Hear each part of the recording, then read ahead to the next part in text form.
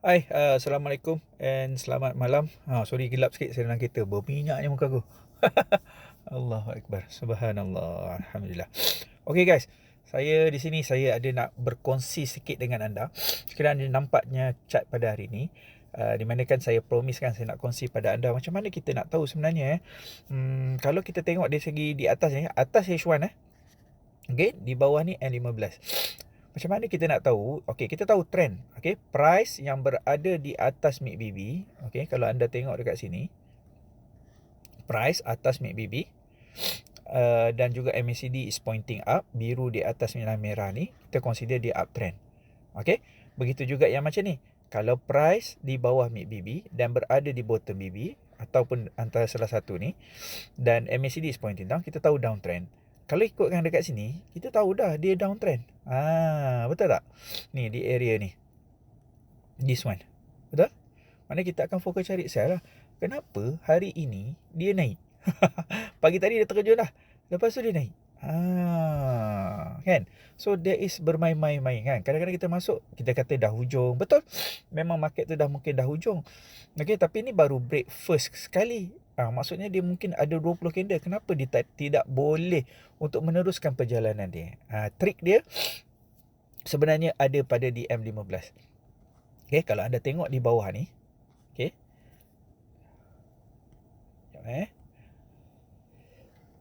Alhamdulillah. Alhamdulillah. Bersin sikit semua. Okay, ni. Okay, kalau tengok di H1, nampak tak? Price turun bawah kan? Patutnya. Perasan tak di M15? Alhamdulillah, sorry.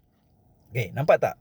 Price ni adalah market structure. Market terjun, dia naik dan dia terjun tak lepas. Okay, kadang-kadang dia terjun tak lepas, lepas tu dia terjun balik. Kenapa yang ini dia terjun dan dia tak tak terjun, dan dia naik. Okay, kunci dia structure dia dekat sini. Nampak turun, naik dan turun kan, dia di bawah daripada yang di sini.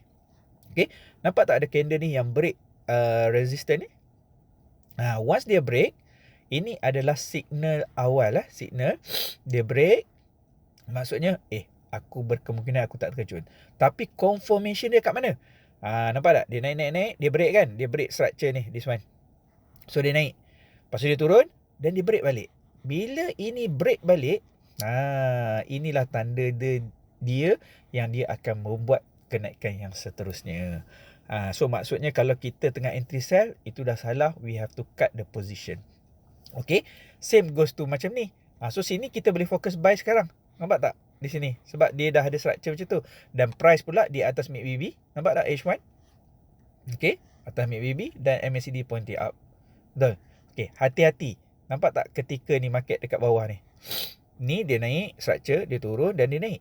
Seandainya, okay, dalam 15 minit, seandainya tak kira lah berapa minit nanti, ni candle 15, dia break di bawah support ni. Dia break bawah support, dia naik balik dan dia break balik. Maksudnya kenaikan ni dah tak ada, dia akan membuat perjalanan penurunan. Itu tricks dia lah. Nanti saya share dalam group structure dia tu. Once that structure tu you guys cuba faham. Tak faham you guys tanya. Ini macam mana kita nak spot lah. Trend tu mungkin dah habis, trend tu dia akan buat retracement ke. Ini punca dia. Tengok ni semalam. Okay, ni saya tunjuk contoh satu lagi. Sorry, maybe video ni panjang sikit. Pemerhatian anda penting untuk structure. Okay, kalau tak nampak macam mana nak buat ni, anda pergi dekat line chart. Dekat line chart anda akan nampak structure tu. Nampak tak? Dia turun macam ni kat bawah kan, turun. Tengok ni dia naik, dia turun. Nampak dia break sini. This one dia break. Lepas tu dia turun dan dia break balik. Itu menandakan yang dia akan naik. Dan dalam masa sama dia break tu, okay, tengok di H1 price berada di atas MACD dan MACD is pointing up. So market akan terus membuat kenaikan.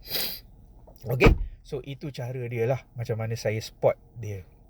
Okay, nampak this one?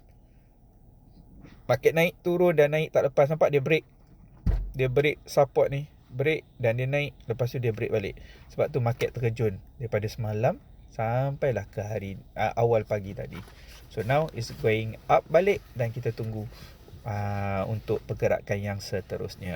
Okay guys, so itu saja sharing saya. Kalau siapa yang tak faham boleh PM saya nanti insyaAllah. Okay, bye. Assalamualaikum warahmatullahi wabarakatuh.